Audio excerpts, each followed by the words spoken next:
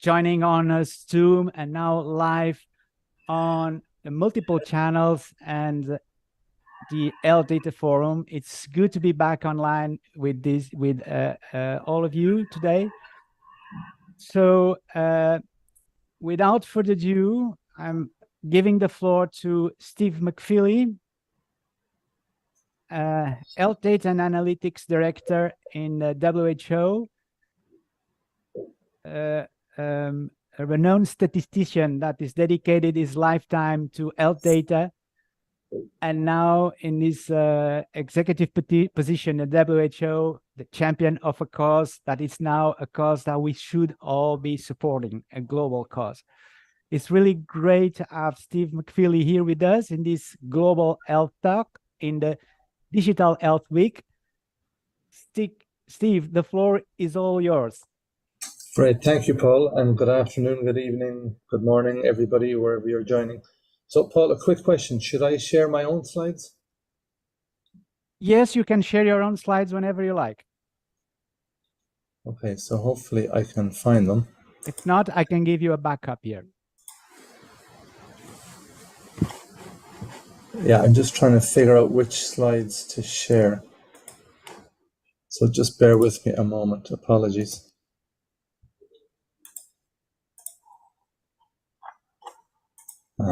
Here we are. Yes, we see your screen, but it's not maximized. Okay. Fine. Okay, great. So thanks, everybody. But you're muted, Steve. No, he isn't. We can hear him. You can hear me? Okay, great. We can hear him fine, yeah. Yeah. So I'm going to talk about One Health, and I'm looking at One Health from a data perspective. So first of all, a little bit about what is One Health. So One Health is the idea of an integrated, unifying approach that balances and optimizes health, people and animals with environment. And I think we all saw the importance of this post-pandemic. So the approach mobilizes multiple sectors, disciplines, communities. So it's basically that we're looking at one system rather than many systems. So, and crucially, I guess, it involves public health, veterinary health, environmental sectors. One of the shortcomings, perhaps, is that it hasn't. One of the ambiguities for me when we look at this is how you define public health. So for me, what would be very important in this discussion is that we include things like economy, and we also include things like society, because they have a major impact on public health. So when we look at the agencies that are involved, like UNEP and stuff, that makes sense, but I think it would make sense to include other agencies as well, not least agencies like UN Habitat, because these really have important implications. But let's put that aside for the moment. So if we're really interested in looking at a unified system, then we need to step back and look at what are the enablers that would allow us to do that. This is taken from an old paper that wasn't about health specifically, but I think it's apropos the discussion today. But one of the key enablers we need really is a functioning national statistical and data system. And very simplistically, that's made up of 3 blocks. Up at the top in the green, we could call this, broadly speaking, we can call this governance, but we need strong legal frameworks that allow us to manage data properly. So this is things like data protection, statistical confidentiality, proper legal access to primary and secondary data that's managed correctly, and then professional independence for the statistical office. But more broadly, as I said, we need kind of governance frameworks that allow us to manage the data safely. The next thing is we need to, if we move our eyes down to the orange structure, we need to put in place proper data infrastructure. And what I mean by that is, and this is different to digital infrastructure, this is really about data. This is how how we manage the data itself. So what classifications do we use? Do we use unique identifiers? And I would argue that we should do. And crucially, we need at least 3 types. We need a unique identifier for persons. We need a unique identifier for place, which is the GIS component. And then we also need a unique identifier for businesses or facilities. So health facilities are different to people. So we need to be able to manage those 3 pieces, and we need to be able to connect them. And then finally, often ignored is the blue section, which is institutional coordination.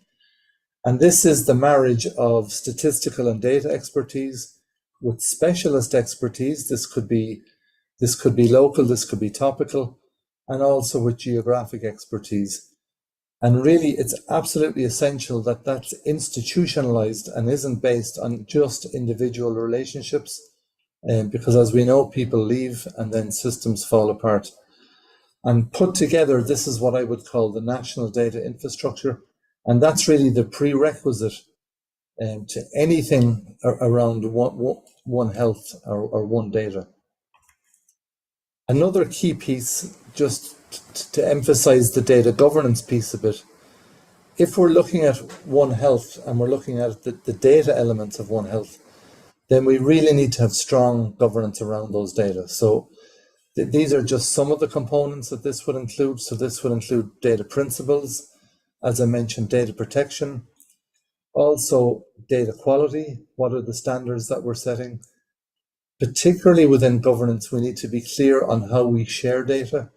What data are we allowed to share? What are the conditions for sharing those data? Anything around data security and the management of the data. Metadata catalogs, which says exactly what those data are, and all of the cataloging systems around that. Clearance and dissemination, so what are the rules and guidance around producing the data and making those data public? This is very important when we draw distinctions between microdata and aggregate data. And then obviously more future looking, but what are the links between data governance and digital governance?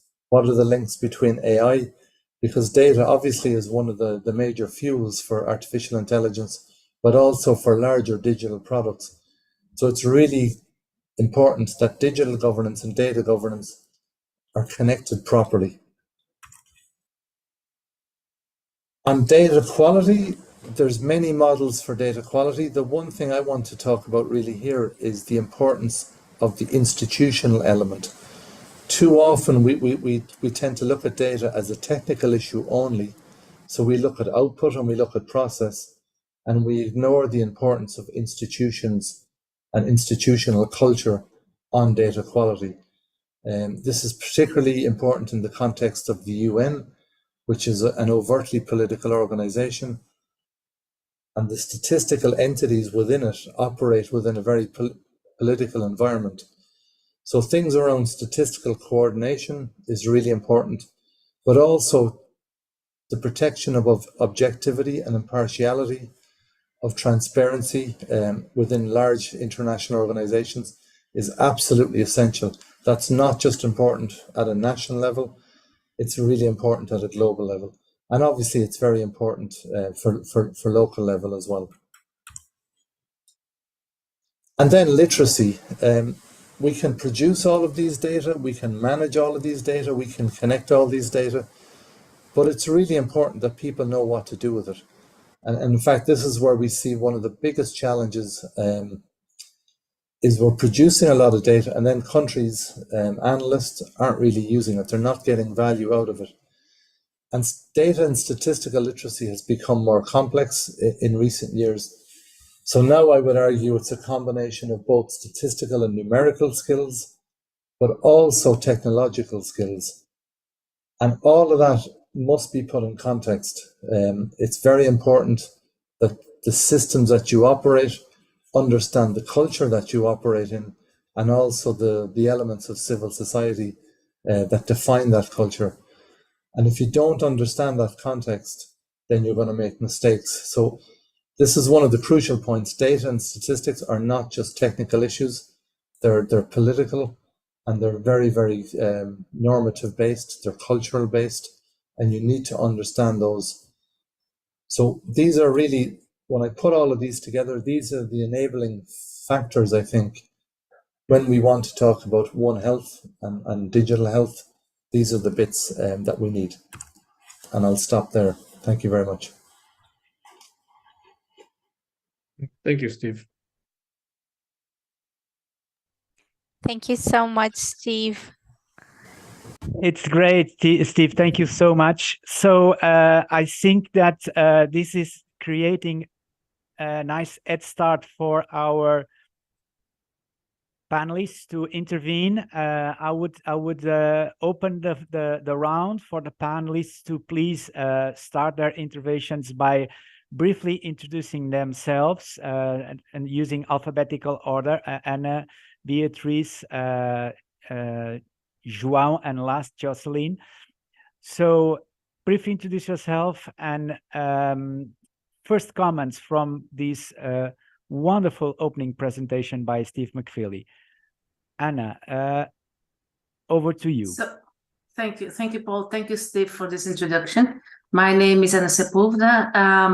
I'm working on longevity, seeing longevity is a new area in the global economy. This is my focus. So I run 40 Plus Lab, is a consultancy company, and also a business association here in Portugal called Age Friendly Portugal. Based on that, my first comments are, first of all, is I see, and not only me, longevity is more and more a new area in the economy. So it helps as a result of all this investment in longevity, in promoting lifespan. What we see is not only more research, but also the innovation in terms of longevity tech solutions and age tech solutions. So all of these produce data.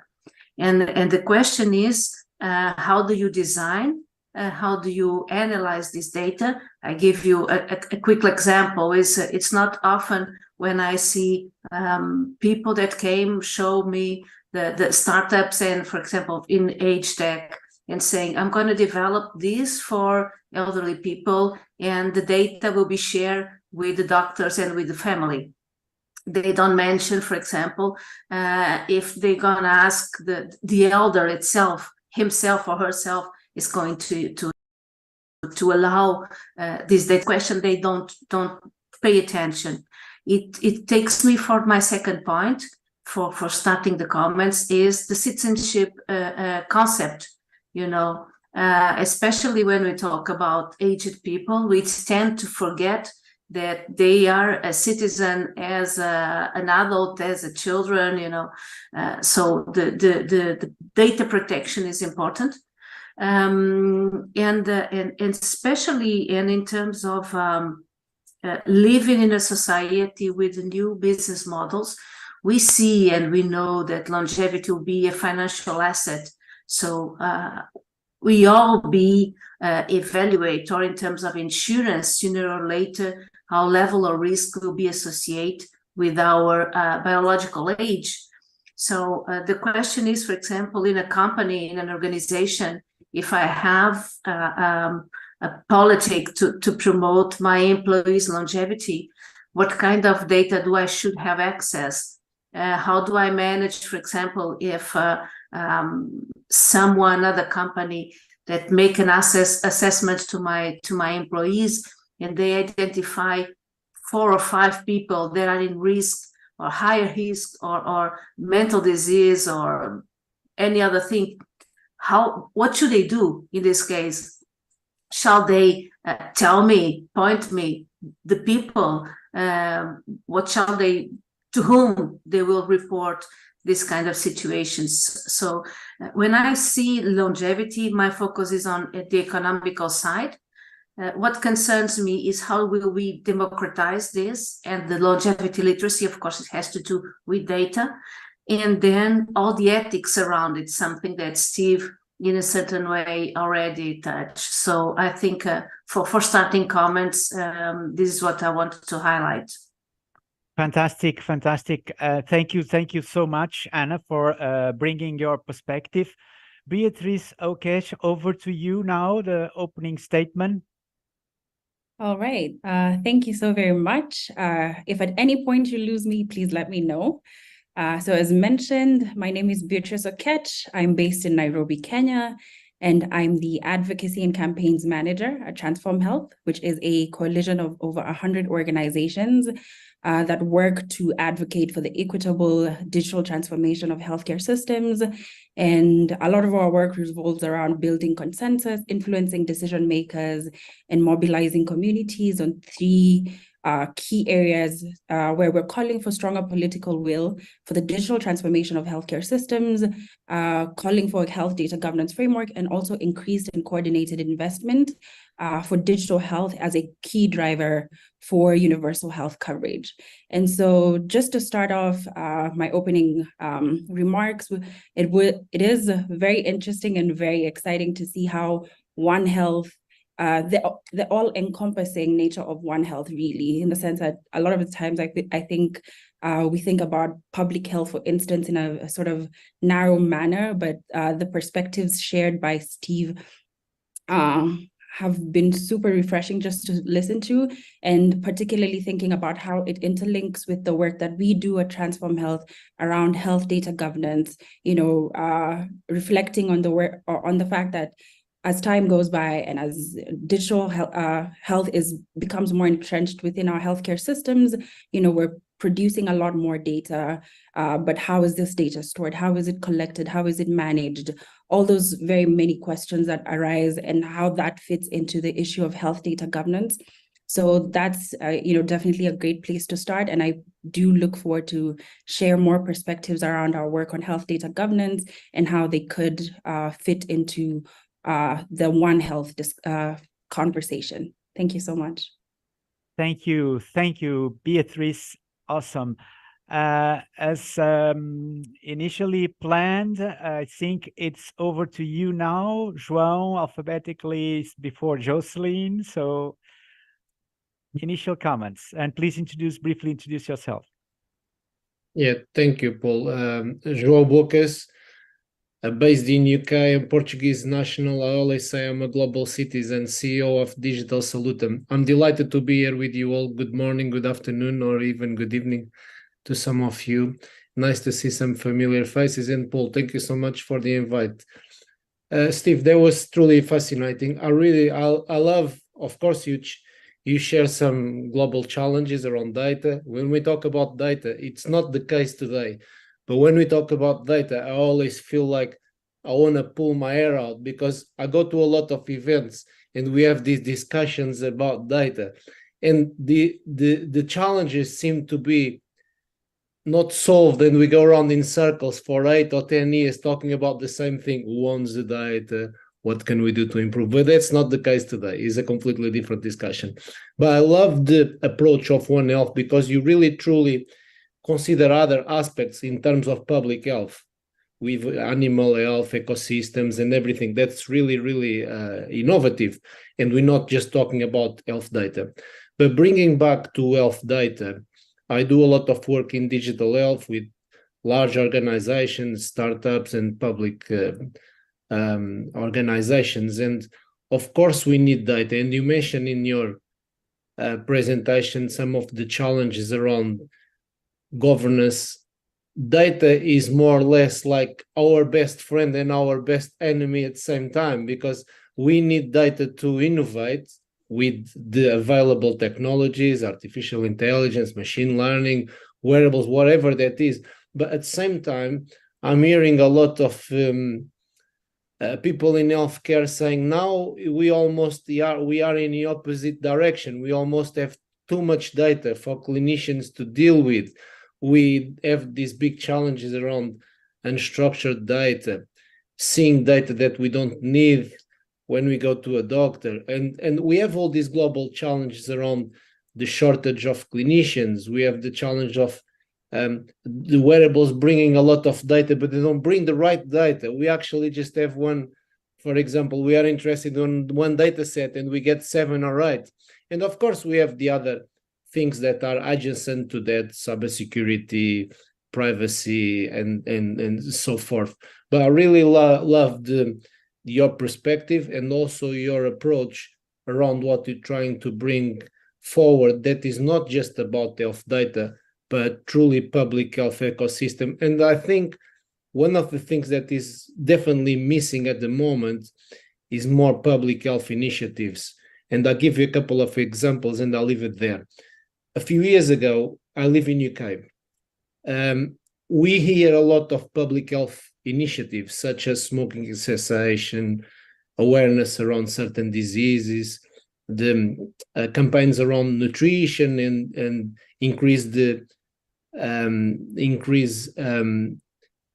fruit intake, things like that. And now very little is happening. And truly public health and global health is suffering. As a citizen, I try to keep fairly healthy, but I really see is very little going on. So seeing initiatives like One Health is truly inspiring, and we need more work, and we need to push these things forward together. And I'm very passionate about that. Steve, thank you so much. Thank you, João. And Steve, over to you. I think there's this initial comments is going to ask you for another intervention, and then probably we'll follow from there the conversation. Steve? Paulo, excuse me, we have a question here from George Matthew on our chat. Okay, cool. Yeah, I see it. So I'll stuff that into my Thanks, my remarks. Thank you. So, yeah. So to Anna's point around longevity, I mean, I think this is really interesting because it does bring up challenging discussions around citizenship. But the crucial point, when I'm talking about governance, I'm using it in the widest sense of the word. So let me clarify. Governance, in my view, explicitly includes ethical issues and ethical management. And the example you used around permissions, this is absolutely essential. Any data that we're going to collect and then share, the people whose data that is need to be aware of that. And that's absolutely essential, because if we think not just about health, but if we think about just the economy more broadly, there's data moving around all of the time. What we want to do is facilitate the movement of that data, but try and put in reasonable protections around the data at the same time. So we don't want to stifle innovation. We want to facilitate innovation, but we want to do it in a safe way. Now, one of the debates that this surfaces, certainly in Ireland where I come from, but I think this is probably true everywhere, is there's a spectrum between, on one side, efficiency, and on the other side, privacy. And I think a lot of countries, a lot of peoples, a lot of citizens haven't really had an honest conversation about where they sit on that spectrum. Because I would argue from a government point of view, they have to have a certain amount of information to manage systems properly. And the question is how much data, because the more data they have, potentially the more efficient they can be. The less information they have, arguably the less efficient they can be. Trade-off. And again, this is why I brought up the issue of culture, because culture really informs this discussion. So there's no right answer, and I think every nation really needs to have that conversation. The issue around health insurance is really interesting, because another conversation that I think we can have is the different individual risk. So if we go down the pure data model, it's probably dragging us down the individual risk model, which means your risk is probably increasing as you get older, well, almost certainly. So if we go the shared model, we distribute the cost, and that's arguably better for managing the financial burden to households. But then it means we all share that we're paying more insurance at the start when we're younger and fitter. but we understanding that will play less insurance later on, or we go the individual model where it's just based on pure risk. And these are huge questions for countries and governments to think about. But I think they need to have those discussions with the citizens of the country. Beatrice's point, I mean, I've really only one point here because I'm well familiar and I work closely with Transform Health. So the main issue here, I think, around the work that their health data governance, it's really important, and their health data principles, I think, are really excellent.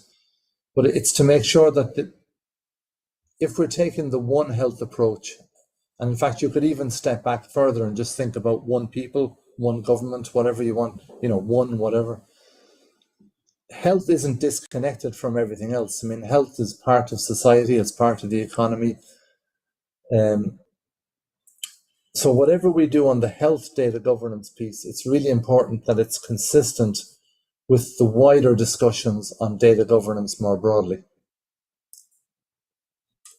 Then on Joe's point, I enjoyed your intervention. So yeah, I mean, data are our best friend and our worst enemy. I think this is the dilemma that we're facing now, where when I began in the statistics office in the early 90s, the issue was we didn't have enough data. Now we're kind of overwhelmed with data, and yet we still don't have enough data in some parts of the world. So it has created a data divide. And also, we still don't necessarily have the data we want. So what we see is we've generated a lot of noise, a lot of reproduction, but we don't necessarily have all of the data that we want. And that's really, I mean, I think this is where kind of data science, statistics can really play a role, and needs to play a greater role in filtering out all the noise on the margins and getting to the key pieces so clinicians get the data they want. And for me, the interesting challenge or the interesting piece of work is pulling that data out of systems that already exist, so we don't burden patients and clinicians with more and more questionnaires, because the data are probably there. But again, how do we do that in a safe way so that we're really managing stuff? And then to George's questions, so first of all, I think legal frameworks are really important, because years ago, we tended to think of data as an input into policy making. We use data to inform policy, but now data have become so important. They're actually a policy issue in and of themselves. They're crucial for gender issues. They're crucial for national security. Like they really have become. So we have to have legal frameworks that manage this resource properly. It's no longer acceptable that we don't. The challenge in the second part of George's question is, what do we do then in countries where we don't necessarily have proper data protection in place? And there's two dimensions to this. One is, if you don't have data protection or statistical legislation in place, then citizens in that country are at risk. Obviously, their data can be misused and nobody's accountable. But secondly, from the broader picture, when we think about the aspect in the health sector, that maybe in the future I can carry my data around on my phone, so every time I go to a doctor, I have my own records. To do that, to actually facilitate that, we have to have shared data protection and data governance in place, so that I can, as I move around the world, I can take my data with me safely, and there's no risk that it's going to be harvested by somebody else. So this is an enormous challenge, and I've just put in the chat a link to a very interesting paper with a set of appendices, and just to explain quickly what it is. The CEB is the Chief Executive Board of the UN system, and Angela May from the Office for Drugs and Crime, we've been co-leading a process on looking at international data governance and trying to figure out a way for the UN system and member states to think about this in a kind of a non-controversial way. So I would encourage everybody to read, because health is a really important sector of this, but it is only one sector. And we really need to think about this in a very holistic way. So I'll stop there, Paul. I hope I've some way addressed the comments and the questions in the chat. I certainly think so, Steve. Thank you so much. I think that we can do another round with panelists and then take advantage of our meeting room participants here to do a little bit of a show of hands of who is from outside Europe, who is from Europe. I will do that in a minute.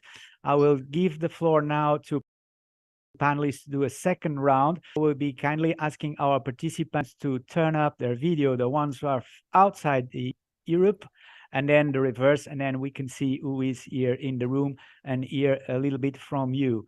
So for the moment, panelists, over to you, and perhaps now, without any particular alphabetical order, who wants to summarize what we have discussed so far and bring another angle?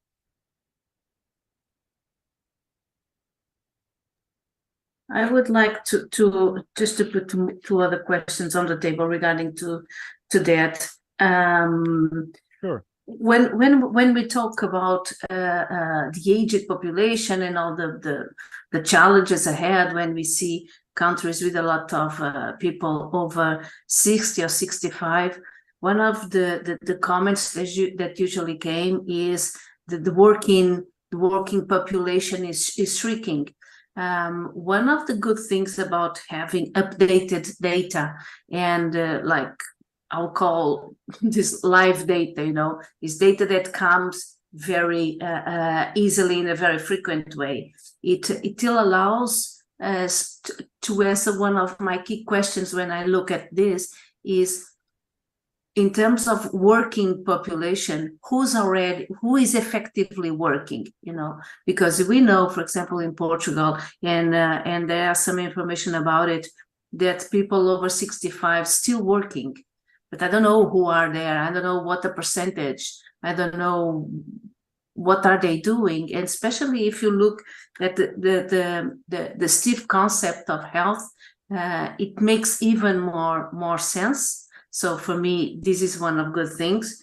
The other one, and related to what we already talked, which is privacy, something that concerns me is how do we educate the new generations, their concept of privacy, their concept of the understanding of the kind of information they give about themselves and what they have in return. We don't have this literacy for privacy and for data protection. We're talking about citizenship here, is something that Steve already touched, but I just would like to put the focus on these two topics. Amazing. Thank you so much. Anyone would like to intervene, panel members? Yes, hello. I would like to take the floor as I haven't had a participation. Hi, my name is Jocelyn Carillas. I am the Global COO at Recainsa. We are a digital health network established in 2013 in Central America, basically in Guatemala. And we are working with different partners, one of them Transform Health precisely. We are the regional partner for Latin America. And definitely that this is a topic of great interest, speaking about One Health, because it's not something that we are really including in our agendas in my region. So for us, it's very important to link this with the work that we're doing, promoting the strengthening of the governance on digital health in the countries of our region. First of all, congratulations, Steve. I have really enjoyed your interventions, your introduction, because you have mentioned so many topics that we have been trying to pull in the Americas. And definitely that technologies play a very, very important role, especially to link human health, but also animal health and environment. That is something that not everybody's, as you mentioned in the beginning, this is something that is not just a topic that should be keep busy some governmental agencies, for example, or some donors, but that needs to involve different stakeholders in order to get the best benefits of data. Because everybody's generating data. We all know that. But how are we taking the best advantage of this data to take the best decisions to benefit our populations? I think that is something very important, and that we need to start seeing as a whole and not like different islands that are working by themselves. So going back to digital technologies, that is something that we promote at Recainsa. I think that it is very important to mention that technologies can enable real-time data collection, the analysis, the communication. Technologies can allow for early detections and response to potential, but also an effective governance models can ensure that this data can be managed responsibly and securely with clear guidelines on data sharing, privacy, and consent. That is something that we have been promoting with Transform Health, Recainsa, and other partners from the principles of the governance. But can governments, can stakeholders, can do this? Do they know how to really do this? I think that is the very first beginning. And I think that the principles give us this guide that can help different stakeholders start putting real action into these roles that we need to take. Thank you so much, Jocelyn. And I apologize if I missed you in the first row. I'm sorry about that, but it was really good that you take this intervention now. And anyone else from the panel, Beatrice, or because I see Steve busily taking notes, is going to make a comment before we open the floor to our participants here. I'm happy to speak a little bit more about our work. Just jumping off of what Steve said earlier about our work around health data governance.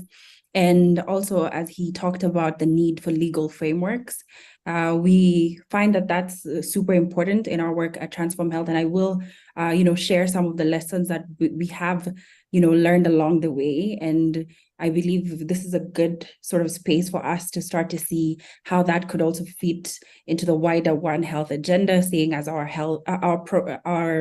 primary focus is usually on health data governance. And a huge starting and I'll tackle this in two ways, and I'll try to be very quick about it to save time. So the first one is around sort of the legal framework end of things. And then the second, I'll talk a little bit about how through our work, we're trying to bring on board, grassroots movements and people and citizens to sort of have this public and political conversation on health data governance, and how we find that could start to address some of the questions around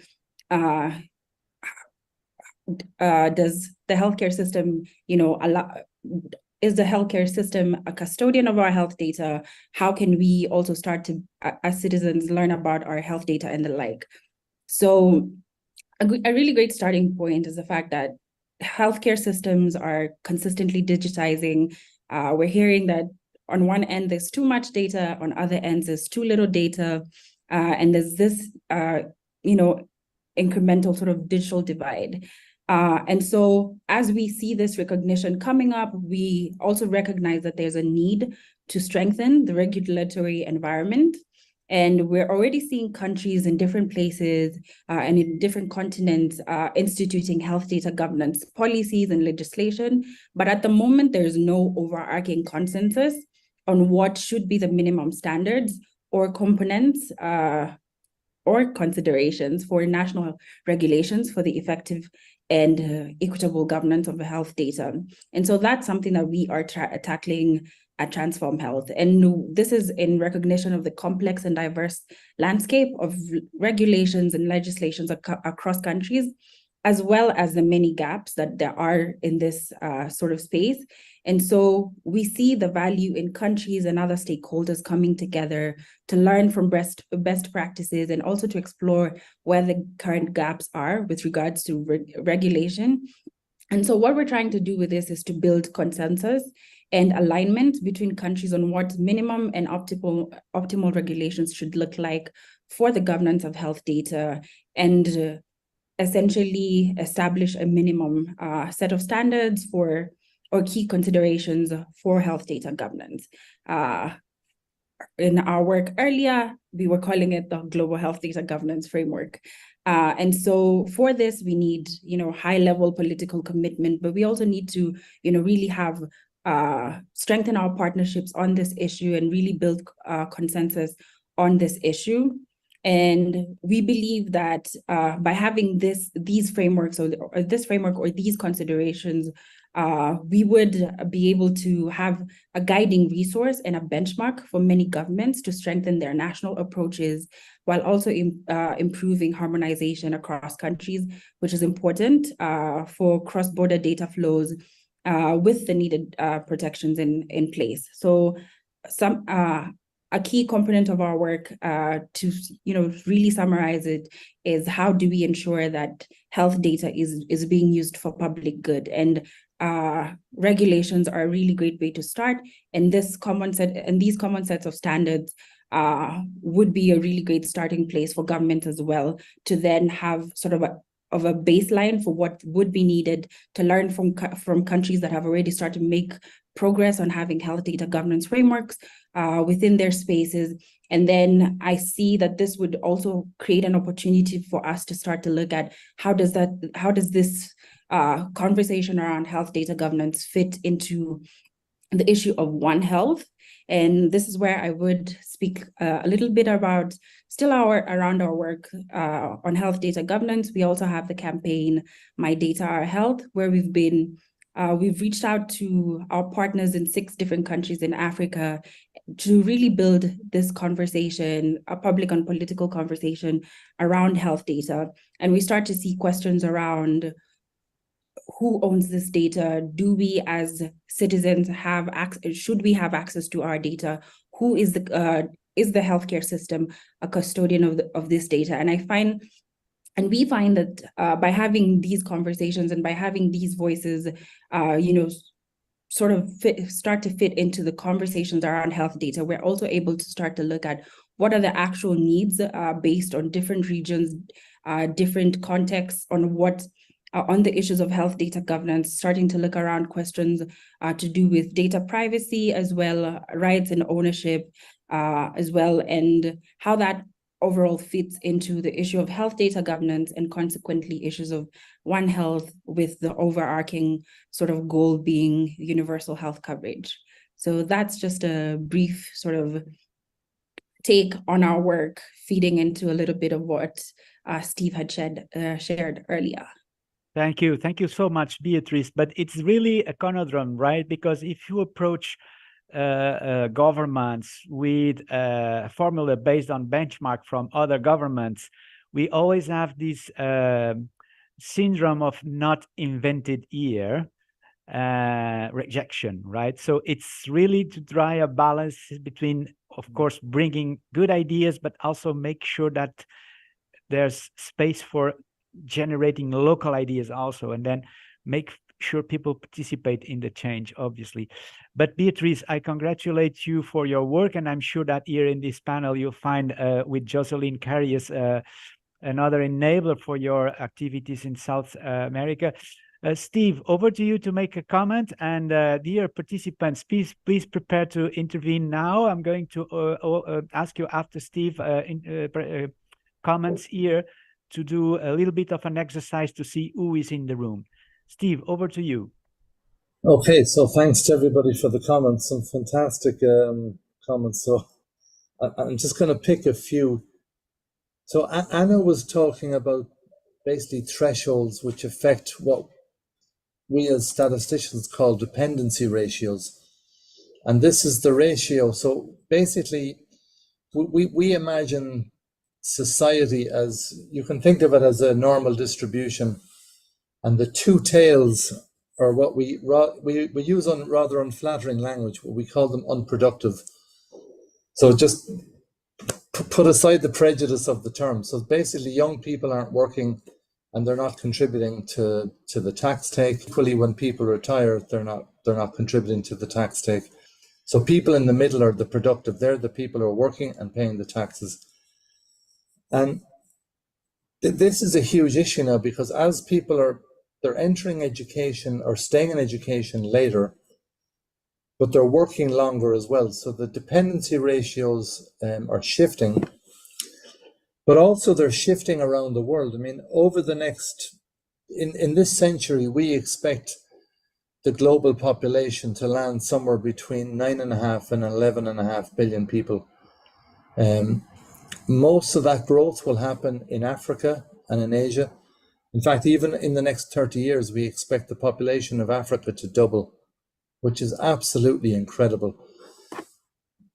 What that does, I mean, that blows any dependency ratios out of the water, because suddenly this huge influx of young people full of potential, but it causes its own challenges too, because they all have expectations in a globalized world. So this whole concept of working age, dependency ratios, that feeds in as well now to the discussion on migration. Because we see the population in Europe starting to decline and age. And this is the joy of data. It surfaces and makes clear some very stark issues, some issues that are often difficult to talk about. But the data it shows that if the European welfare model is to be sustained, we're going to have to import a lot more people. And that's just a fact of life. And then that has issues for health, of course, because we've seen even during the migration surge coming out of the Ukrainian war, because of different vaccination rates, prevalence of different diseases, as they come into Europe, we had huge concerns around the health status of those migrants, and in particular around things like TB. So anything that had a potential for contagion.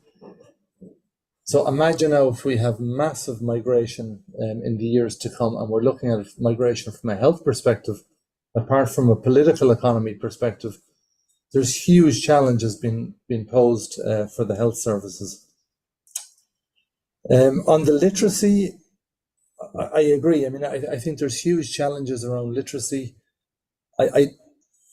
So let me just single out two. One is it's a curiosity to me that so many of us are willing to provide so much information to supermarkets or to other private entities to get some small discount.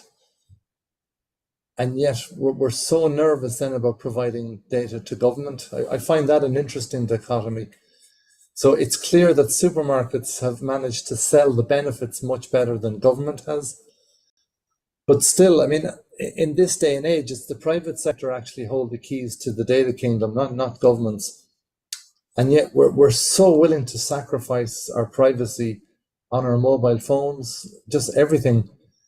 So I think there's a literacy issue around that. And then attached to that, I think there's a literacy issue around understanding the importance of public good versus commercial assets. So it's very important, I would argue, that some data at least are protected as public goods because they're essential to inform public discussion, public debate, to hold governments to account. But increasingly, as data are being privatized, it's very important that access to those data don't disappear and that all data aren't commercial assets. So that there's, again, a trade-off on the profit dynamic. And this is all part of, I think, some future social contract that's going to be required. Jocelyn mentioned some really interesting discussions, in particular around responsible management of data and the challenge that poses for governments. And I think this is a huge challenge because I think a lot of governments are probably ill-equipped, or at least don't feel comfortable around this topic. So, you know, the digital world is changing very fast, and that's changing the data world. And I think a lot of governments are really struggling somehow that this is important, but don't really know what to do. And in fact, the link I put up earlier, I mean, that's trying to surface this discussion to try and say that, look, the UN should be playing a role in helping member states to tackle these issues, how to, but, you know, I think we can help them. The other topic that Jocelyn mentioned is maturity, which is really important for two reasons. One is within the broader data governance discussion, there's a model which is known as the Three Kingdoms model, which is essentially that in North America, the governance model is basically been outsourced to the private sector. In Europe, it's really an individual-based model, which is based on kind of more a human rights approach, but really around individual privacy. And then in Asia, the third model is really state-driven, where the state takes primacy and the individual is less important. There's two crucial kingdoms missing. So there's no mature or homogeneous kind of model that represents Africa, and the same for Latin America. Like, it's not clear what the views are from these two colossally important regions. And why this is important, let me give you one simple example, which is GDPR. So the European model, they've taken a kind of a first mover approach where they've been quite aggressive in saying, if you deal with Europe, you have to adopt GDPR standards, which is fine. I mean, that they're entitled to do that. But what it's done is it's placed a lot of countries who haven't really been given the policy space to think about these issues. They're now effectively being forced down a particular model of data protection or data privacy, which maybe isn't the optimal model for their culture, for their society, but they're being forced to swallow it if they want to deal with Europe. And this is a big challenge, and this is why I think we need to step back and try and have a kind of a more holistic, globalized discussion on how we move data, how we manage data, so that it represents everybody and not just one region. Beatrice's comments, I don't really have anything to say because I fully endorse what Transform Health are trying to do. So all I can just do is applaud their work. There's comments here as well, which, sorry, I haven't had a chance to read. Yes. Frank Smith is saying about the fact that we need to have the World Health Assembly to endorse a resolution on health data. Of course, it's a wonderful solution, Frank, and I'm sure that all in this room we could work together in order to accomplish that end. I'm just mentioning here our event in the end of this month in Ghent. It's a joint global hybrid summit and with the IHD. Steve, by the way, was also going to be our keynote speaker there, and we could have these communities to all work together in order to promote that wonderful suggestion, Frank, and obviously working hand by hand with Transform Health, which is Steve already brilliantly acknowledged your work and your leadership, may I say, on this area. Okay. Thank you so much, dear panelists, guest speakers. Don't go away because you're still part of the event. But let's now give the floor to participants. I would like to see video on for everybody that's outside from Europe, just to see who is in the room, okay? And I will then, after that, I will call videos on for European participants. Would that be okay? So let's please open the videos. Everyone that's watching us from outside Europe, and of course, including the panelists outside Europe, stay with their video on. Panelists from Europe, please turn your videos off. And let's see who is in the room and some voices. Amazing, amazing. Tiago Santos is not okay. Okay, yeah, so good. So the floor is yours, dear participants from outside perspectives, comments. Let's take a round here on your views on what was presented and discussed so far. Anyone?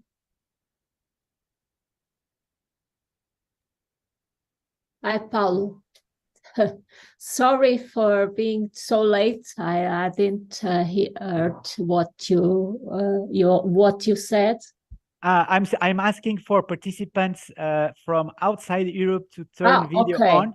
Sorry. I'll then do the reverse in a minute. No problem, Teresa. Okay, anyone wants to intervene from outside Europe? Perspectives, comments? We have Pallavi. Thank you for letting us speak and share our perspectives. I'm from North America, and I think something that really stuck with me was the cross-border health data movement, because I see that when tourists are visiting different countries, it happens that some of them are in a rush, or some of them lack the education to get a tourist insurance, health insurance, right?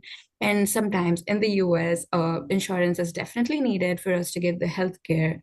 Definitely there is charity care or whatever, but it's really important to get some of the essential services. And I think we also need the relevant data to pull up from across the borders to see to better diagnose it. And I think I'm really interested in learning how cross-border data movement would work and what the unique standards would be. And something that came into my mind when we were talking about this is there also needs to be a specific language, because data is in different languages and different institutes follow different languages. So when we're moving it across countries, it also becomes more complicated, and we need to have like a common language where it becomes easy to transfer data. And I haven't learned much about it, but I think multimodal language models, I don't know if I'm using the correct word, but multimodal languages are definitely something that we might need when we're doing this cross border health data movement. Absolutely. Thank you so much, Pallavi. Anyone else would like to take the floor now from outside Europe? I will do Europe in afterwards.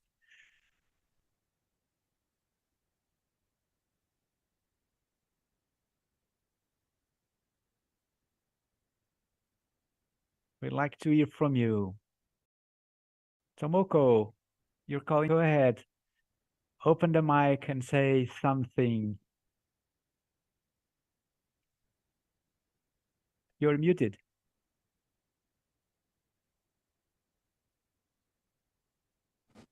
Okay, now I Hi hear you. everyone. Hi. I have just joined. I just finished my exam just now, so come back to you. I'm a bit late, so it takes time to understand what you're talking about.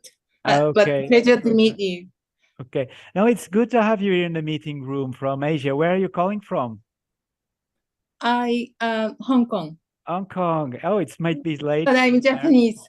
But I Okay. have a lot of things to say for collecting my research.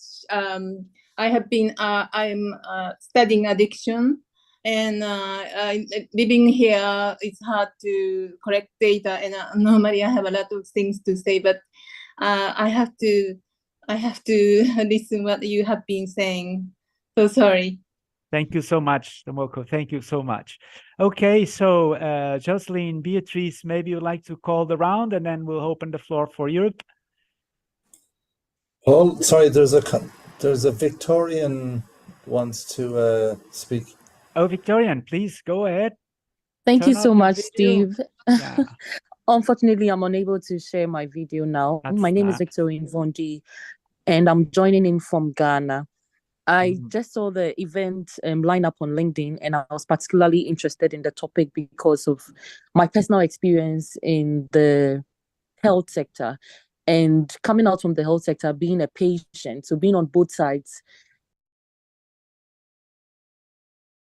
I joined in late, but I noticed there is a gap between the knowledge that patients have and then what they can do with that knowledge. For instance, if a patient is on admission, because of the way that the health system is now being digitalized, they are not given prior knowledge to their health information, given the restrictions that are in the system currently. So, for instance, if we are talking about how the private systems or the private businesses have access to data, how private businesses have access to information, and how people are liberally giving this information to businesses, then we should also think about ways that we can educate patients, ways that we can educate people, especially on the African continent, so that they are aware of their rights and aware of the ways that they can ask for this data and they can be, autonomous in some of these decisions that are being made.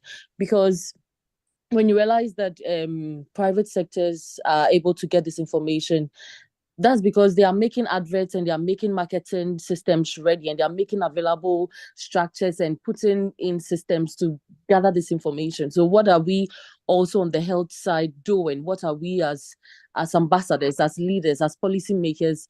What are the structures that we are putting in place to put in youth ambassadors, people that can speak the language of the youth, people that can educate peers and educate people around them, especially on the African continent, so that they can be aware that, hey, your data is needed, hey, your data is needed to make decisions, but it will be very important for you to release that data so that we can, use them for these decisions. And not so importantly, releasing the data, but also getting access to that information whenever they themselves need it as patients to inform the decisions that they have to do. So randomly, these are the thoughts in my mind now.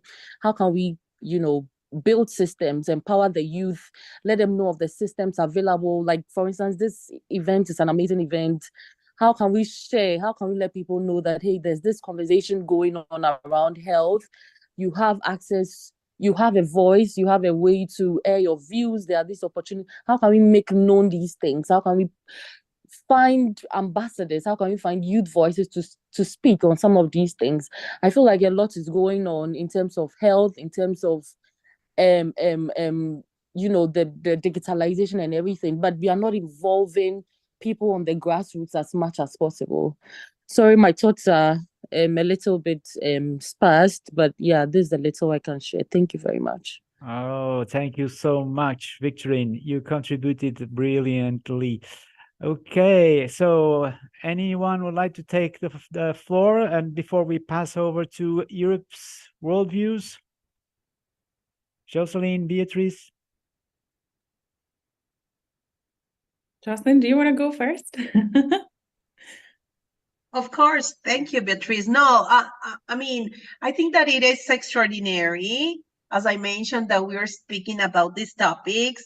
And I love the way how participants are engaging. So it is very, very appreciated to hear their insights as well.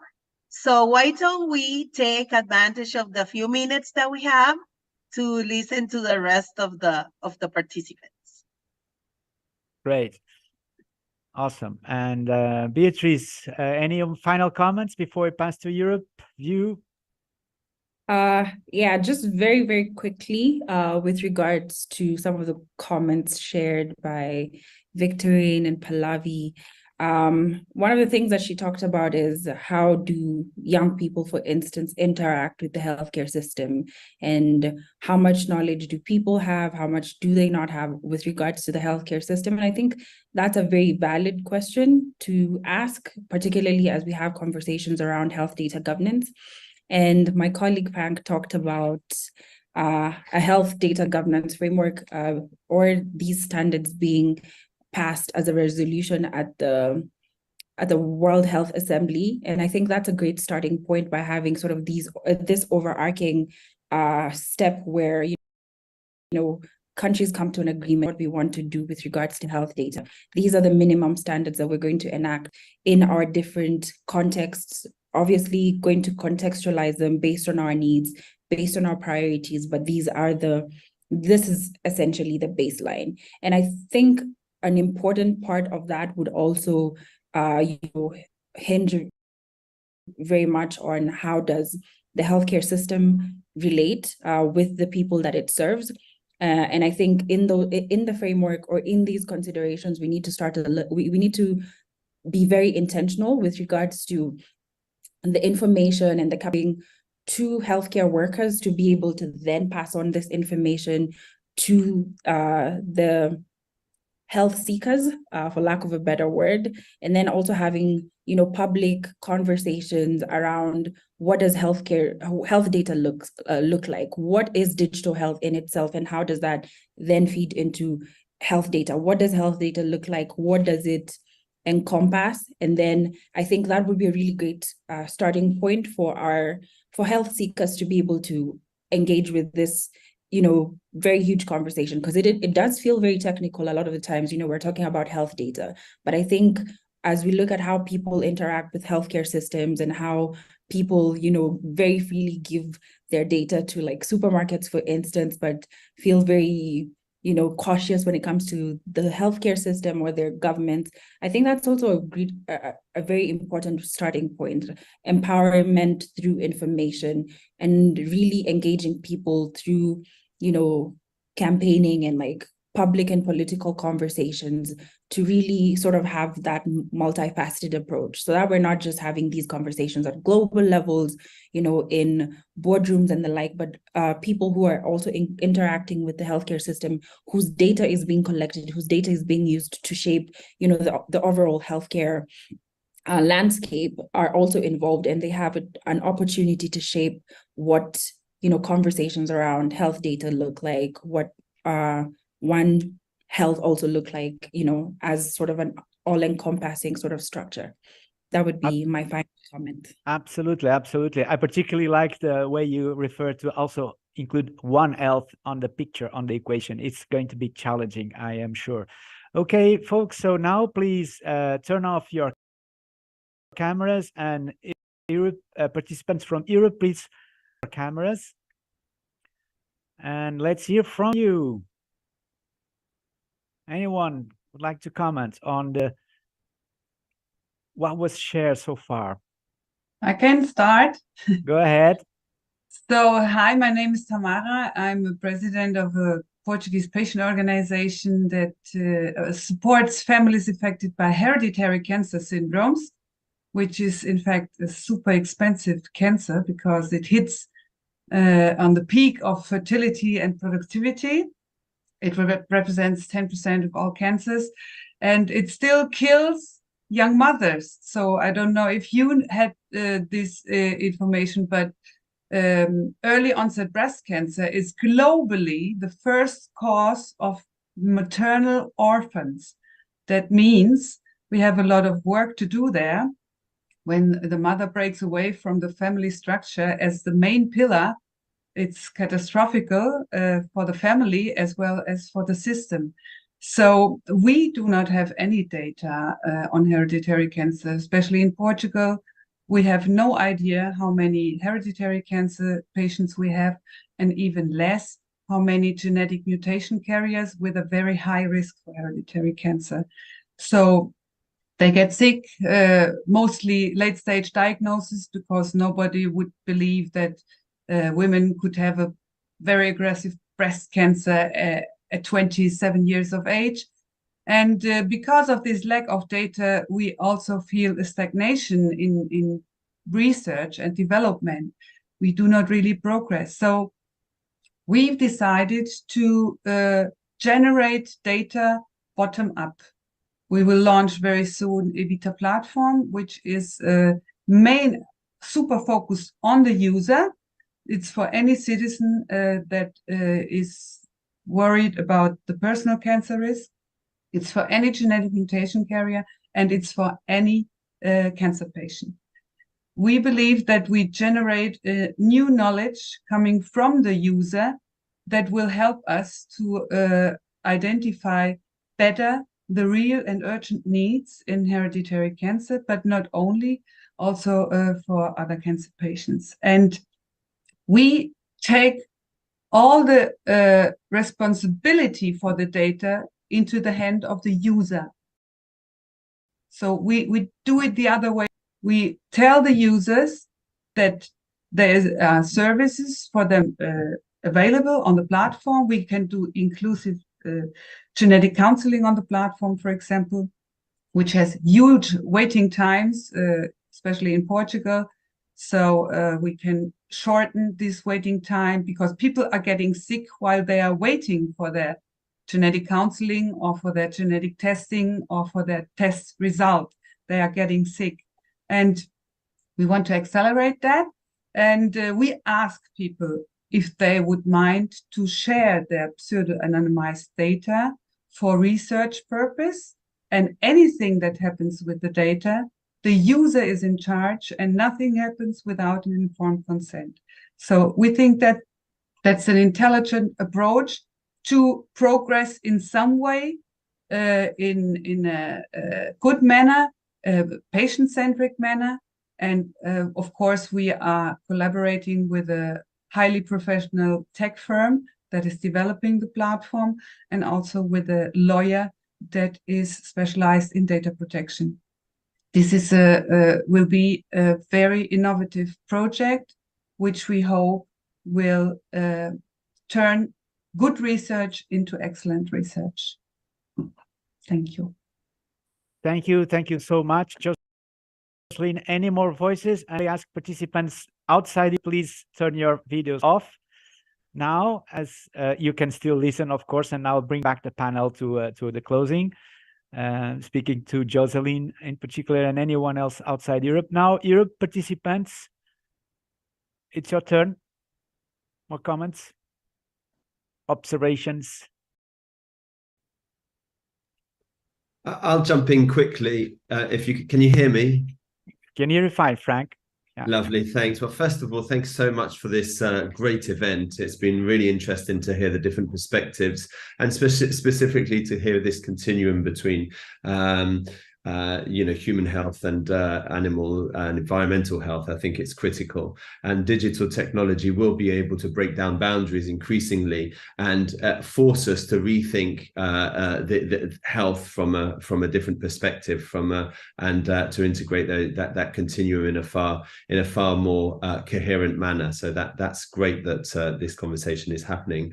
From a data perspective, yeah, there is a paradox that's been mentioned a number of times between the way people consider data. I mean, digital means it is data in many ways, and it's quite strange that people continue to see data, especially health data, as the byproduct of the medical examination, even though they value their sort of digital selves in specific areas, shopping, for example, but they don't value that within health. And maybe because health sits at the nexus between, or digital health and data sits at the nexus between two areas of specialization that people don't feel they have access to. One is the medical world and that specialization, and the other one is that informatics, technical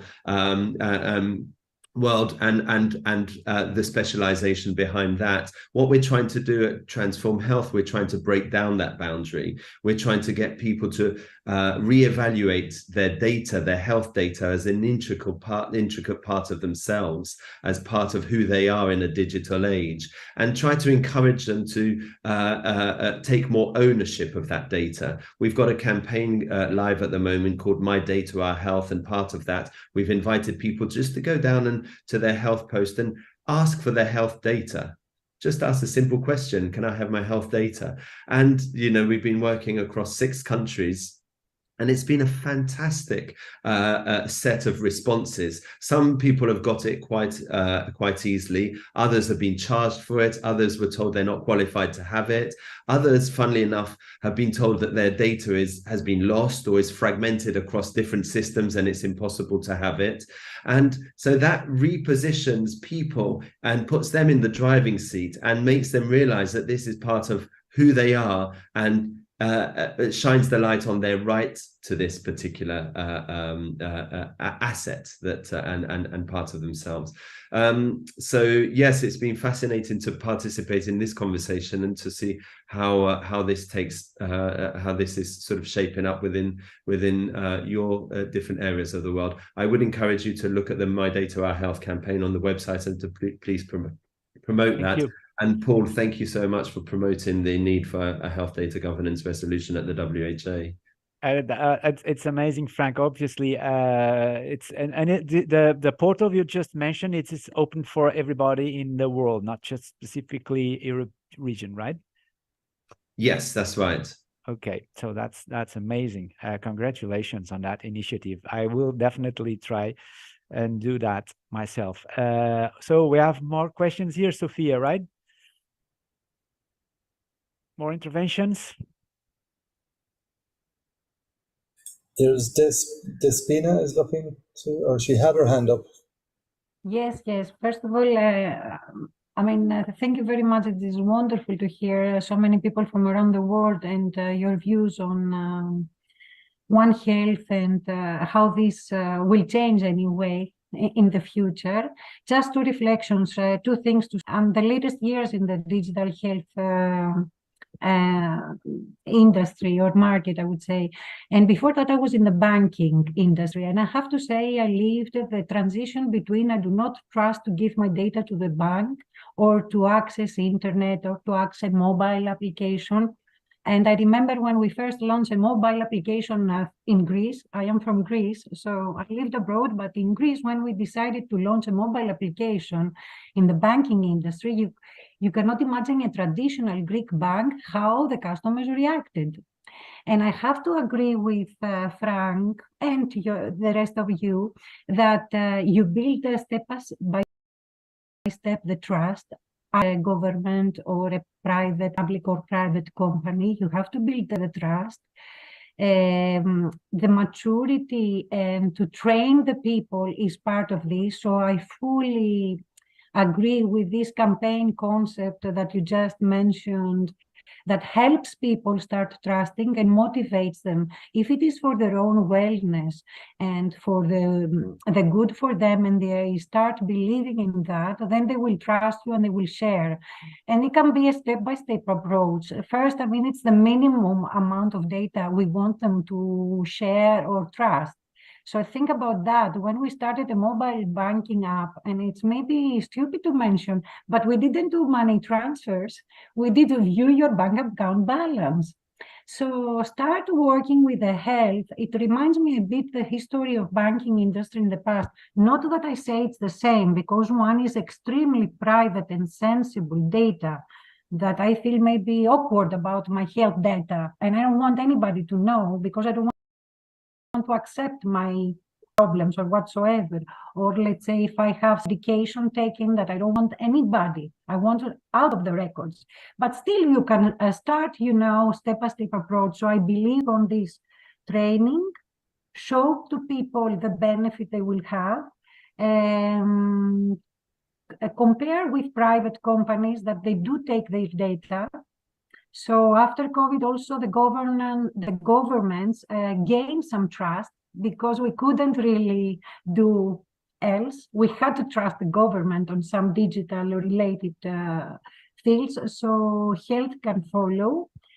And this is one comment, or at least a lot of comments. I'm sorry, I'm like extreme on my different aspects that I touch. And the second thing I was thinking during your discussions about the environmental, social, and governance, which is a framework about people's health, about ethics, about the environment.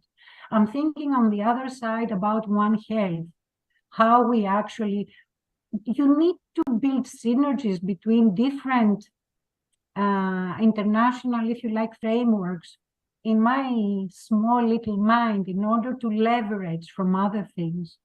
If you start connecting the dots and create synergies between different, how can I say, initiatives, international or specific, like, let's say, European initiatives, I think you can manage a lot if you start seeing it in a holistic approach. That's my view. That's it. Thank you so much, participants. It's great to have your inputs and comments, but we are to be conscious about the time. We have 2 minutes to go before we close. I still would like to say a farewell goodbye round on the panelists, and of course a final comment to Steve before we jump into a video that I have recorded from Deepak Kalra, the president of the IHD, but that could be while we are closing the session. So if there's last minute comments, please go ahead. If not, we'll pass to the panel.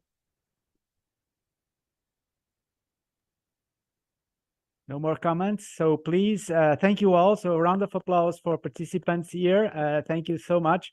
I'd kindly ask now the panelists turn the video on. Panelists, please, participants turn video off so we can have a final farewell round here. And last closing comments to Steve, and then we'll start a video presentation.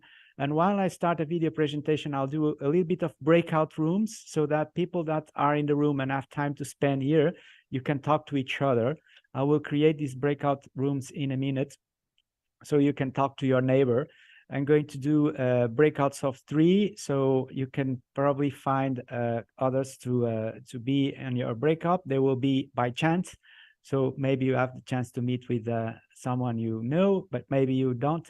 You meet with someone you never knew, and that's also part of being human on the internet. Panelists, final word from all of you, please.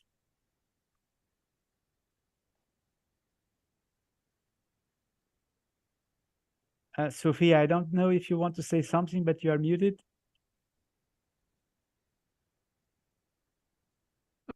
Okay. I go first very quickly. Well, thank you very much for the truly amazing discussions, and it's certainly a very big umbrella topic that we can go in so many different directions. But also what is great is that we are exposing the challenges and doing our best to work together to push these agendas forward. And I would like to highlight like some of the things that we are seeing now, including concerns around AI and legislation, for example, in the America government, but also we're seeing, for example, in the Netherlands, they have new legislation for healthcare organizations to exchange data. So I think this is very important that we must follow the front runners, the innovators. Particularly, I always admire the Nordic countries because they open innovation to startups and they have this mentality. And Steve, you mentioned in your presentation, the culture is truly, truly important in taking a risk and doing things right. Of course, is always that side of the balance that we can't take too much risk and put people at risk, but also we're talking about data. For me, it's not actually a concern to share my personal data. Perhaps Google knows that I am online and I haven't left the house this morning, and I live in Brighton, and if I go to the so they know everything about me. So for me, it's not a concern sharing personal health data. is for me is actually the other way around. I want to contribute to the industry and to the world. But I'll leave you with these thoughts, and thank you so much for having me, and it's lovely to see you all. Thank you so much, João. Really, really good. Anyone else? Panel? I can go after João. Yes, I can also say that it's a real pleasure to be here, to know what Stevens is thinking and doing. I think this is a topic for the moment, clearly. I just would like to reinforce this need for citizenship literacy on data, clearly. Data is crucial, and my perspective is sooner or later we have different topics around data, but one of them is I see that data is also nowadays represents money, and clearly is one of the things that we need to be aware and talk. And that's it. Thank you very much for this time together with you. Thank you so much, Anna, for being with us. Anyone else from the panel would like to comment? As closing comments, please brief, and final words for Steve then. Yeah, sure. I'll go next. So yeah, thank you so much, everyone. It's been a really enlightening session. It's been particularly exciting to learn about the concept of One Health and how that can feed into the very different spaces that we're all working on to, for sort of the collective good. So that's also been really interesting. To also learn about dependency ratios and raising questions around, what the sort of population growth is going to look like with sort of the extremes such as Africa and Asia with, expecting population growth, and questions around, demographic dividend. I think those are really great questions to start raising right now, because that also feeds into how, what the future of health data looks like, and One Health in its entirety. So it's been really great to see that, and yeah, super appreciative for the perspectives shared by everyone on here. It's been really great to hear from all of you. Thank you. Okay, thank you so much, Beatrice, for your final words. Last but not least, Jocelyn. Thank you, Paul, very much. Yes, my final thought. The health value created by the use of data should equitably benefit individuals and communities. Data are provided by people either as individuals or as communities. So people should have an equitable share of the health value created by this data. Let's not forget that the owners of the data are individuals and communities, and that we have to take into consideration the different lenses of the different communities in order not to leave anyone behind. Thank you. Thank you. Thank you so much, Jocelyn. And Steve, over to you. Final word, and we'll go for the video recording of Dr. Deepak Kalra and some breakout conversations. Okay, well, thank you. Well, first of all, again, thanks for the invitation to speak. Thanks for the discussion. It's been really, really interesting. I just want to come back to really, well, I want to just say, first of all, to Pallavi, thanks for your comments. I think the language issue is really important. So that's a very good point. Frank earlier made a point about the reluctance maybe of people to engage with their data, maybe because they feel they don't have the expertise, either in digital or in health. But a number of people, like Vondi made the point as well about patient concerns. And I think it touches on the points that Anna made around literacy. I think it's really important that we try and surface this issue when people aren't ill. And the reason I say that is a number of people talked about the ethical dimension, which is really important.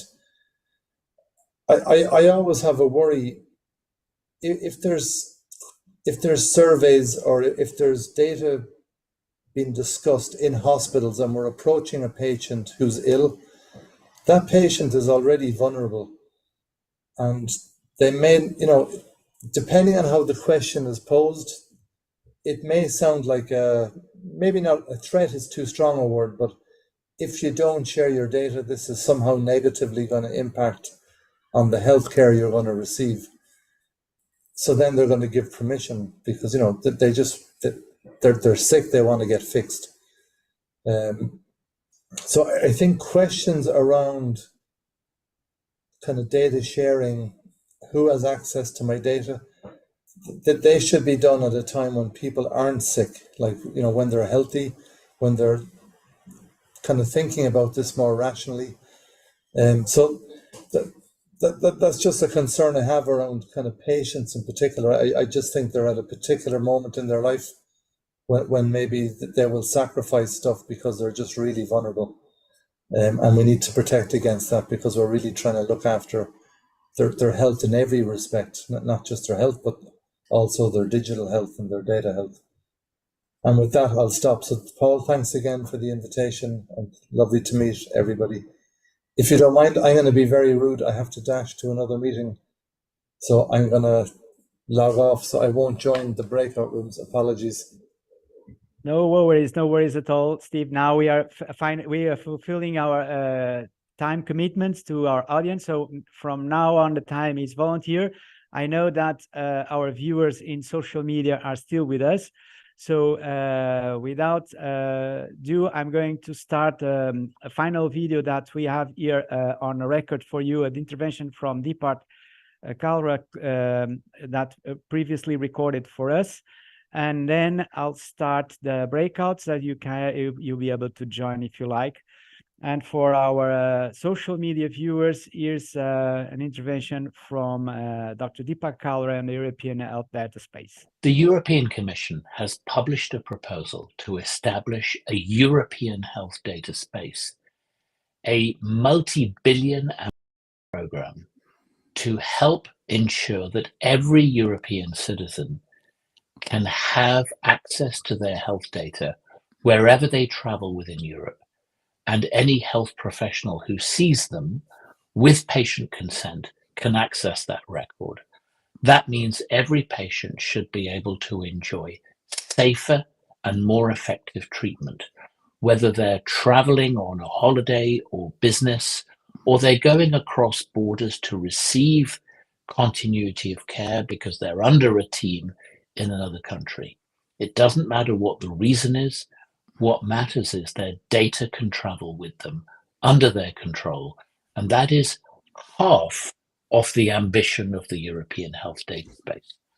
The other half is that the data sets that are often collected inside individual countries and which could be usable for research are made available for research right across Europe in a standardized and highly protected way, so that research, public health, health services improvement can really benefit from the data, really improve care, advance innovations in treatment, in vaccinations, in artificial intelligence, but always in a highly trusted way.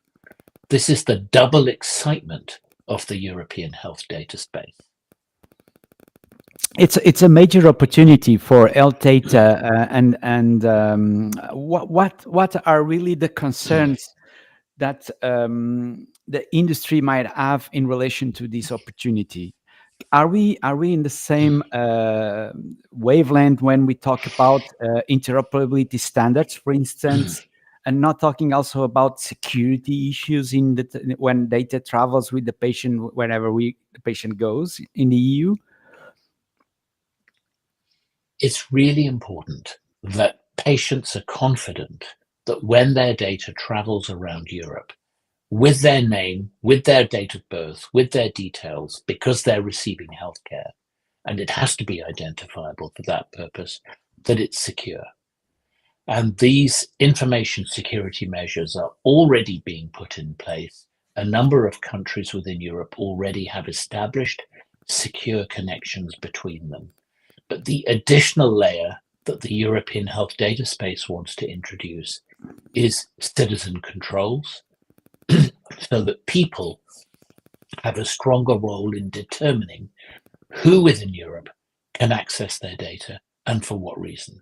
If they're conscious and alert and awake, they can give their authorization. If they're unconscious, then of course it needs to be an emergency situation, but only by people who deal with emergencies like ambulance crews and emergency departments. But isn't this a challenge, Deepak, for the industry? Are really the tech providers ready for offering such a level of individual degree of control on the data that is circulating around the EU? I think our industry is ready for this. The interoperability standards that are needed have been published, and they're not brand new standards. They've been around for a few years. But I think what we've really missed is a strong market drive to push for their adoption and to give industry a business case for really addressing how they can export and import this data in an interoperable and secure way. So the EHDS brings a business opportunity cross-border. But if you add to that the benefits within borders, when a patient is moving between two cities within a country, they need exactly the same thing. Exactly. So what we're already hearing from member states is that they will take the EHDS approach and reapply it internally as well. So what I hope is that we see European citizens benefiting not only from cross-border, but within border. So really pan-European continuity and safety of care. That will be a dream come true, right? But so I think it's a dream for industry too, because if industry can deliver that, and the capability exists, the technical capability exists, nothing has to be invented. New standards don't need to be created. I think industry will see that the increased connectivity that they offer between systems, between healthcare providers, within and across countries, will stimulate their own market. That's awesome. But Deepak, and let's go to the practical details. So I'm a patient. I go to an hospital. I go to a health center. Is my hospital health center required to do anything in order to become part of this European health data space? Well, yes, I think that the first thing that has to happen is every electronic health record system in every provider has to be capable of importing and exporting data to the European standard electronic health record exchange format.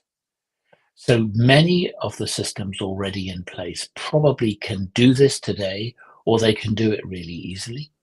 A few systems might need to be more radically updated to be able to do it.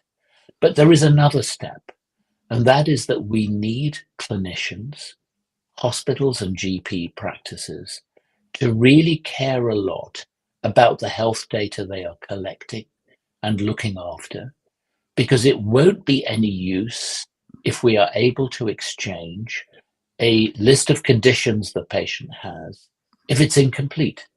It won't help us to exchange an allergy list if half the allergies are missing. So this is not only a technical matter, it's about clinical professionalism and culture.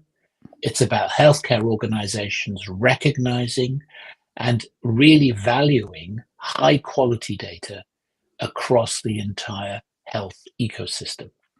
Data quality is therefore a companion, essential requirement alongside the technical side. Absolutely. And we had the Porto Declaration last year from our joint event in Porto, that I believe that we are going to talk more about this declaration in the upcoming event in Ghent. And to all who are watching, let me just make a note of the next edition of the Health Data Forum Global Hybrid Summit will be a joint event at Ghent, combining the IHD annual conference, and definitely the Porto Declaration is going to be part of the program, right, Deepak? Can you expand on that? And Yes. having in consideration that we have here a global audience from all over the world watching at the European health data space is something that can definitely become a world standard in the future. Well, I think, Paul, it's very helpful that you've firstly linked back to last year's very successful conference that we ran with a huge amount of collaboration with you. We examined in really great detail what are the issues and challenges, the opportunities and needs to make health data of better quality to deliver benefit to all. And we will definitely be holding inside our annual conference this year on the 29th of November and the 30th of November and the 1st of December in Ghent. We will be revisiting data quality, but not repeating what we did last time. We are going to be looking at new, more deep dive situations in which health data can be educated about. How do we raise data quality skills across the health workforce? How do we start to grow a culture and a standard for labeling health data sets so everybody who wants to use a data set knows the quality of that data inside? These are the topics we want to take forward, building on last year. You're also very right to point out that the European health data space has as its first word the word European. And I think it's true that the budgetary investment is a European investment. But the ambition, the vision, the challenges that have to be addressed, the opportunities and the strategies to achieve those opportunities are not European. They are absolutely global. And there's nothing that we will do to make this happen in Europe that could not easily be scaled to a global level. So we would love people from outside Europe to come to our conference as well on the 30th November and the 1st of December in Ghent at the Marriott Hotel. Please come and learn all about the European health data space, the importance of interoperability, the importance of data quality, the importance of giving patients and mobile health stronger visibility in the way healthcare is delivered, because we absolutely need that. And that is also a global agenda for healthcare, is to increase patient empowerment, increase digitization. Digital transformation of healthcare is a global mission, a global imperative, especially to help make health systems more COVID resistant for the future. Absolutely. And how about the major theme of this year's conference, trust, Deepak? How do you see trust making really a difference in terms of health data quality? Trust is really important, because the moment we want to look at big data about health, we need the public to really be supportive of that. There are ways in which we can secure the data with information security measures, with anonymization, with aggregation, with federation. So a number of technology measures can be introduced to make the analysis of big data at scale safer. But all of that doesn't matter if people don't trust. And so the concept of trust is not only about whether the measures are technically sound, but whether on a humanistic level, people feel confident. And part of that confidence is, how are we ensuring transparency? How do the public get to know how data is being used, by whom? How do those people account for their use of data? Who is governing this data ecosystem? And then after all that trust, what are the benefits? Did we trust with good benefit, or did we just trust and somebody else is profiteering from the use of our data? How do we really make sure the uses of data deliver back to the people whose data was being used? That is a strong thread through this event.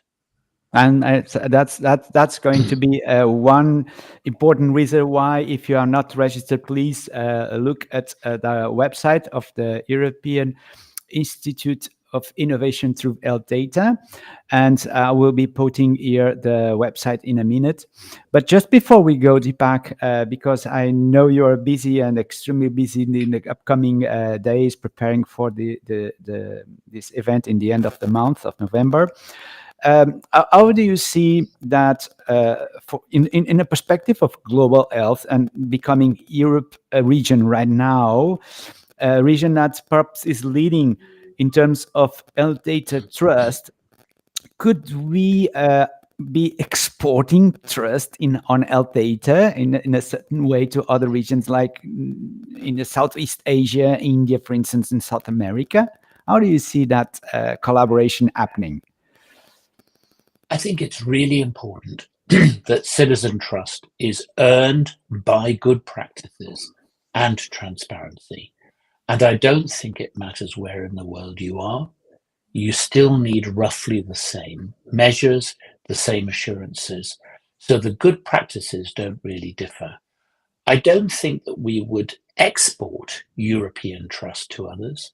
I think what we would do is to show how we have tackled it within Europe, learning, of course, from other experiences in the world, but putting them into practice as a showcase and saying these seem to be the good measures that win public support. You may wish to replicate those in other parts of the world, and hopefully they would achieve similar benefits. That's what I hope we see. However, Paul, a really important point, and it's a point about our conference, is that it is not a technical conference. It is not an academic conference. It is a multi-stakeholder conference, because these topics that you and I have discussed are not single stakeholder topics. They require multiple stakeholders, and the audience who come to our event are not passively sitting and listening to speakers and PowerPoint presentations. We have a lot of interaction planned because we want to hear from our audience. So the call to the audience listening to this are not to say, please come and listen to our wonderful conference. No, it's please come and contribute your ideas, your thoughts, because we want to co-create the future best practices and the future innovative solutions with you. Please come and help us co-create with you. That's a lovely proposition, and thank you so much, Deepak, for your time here.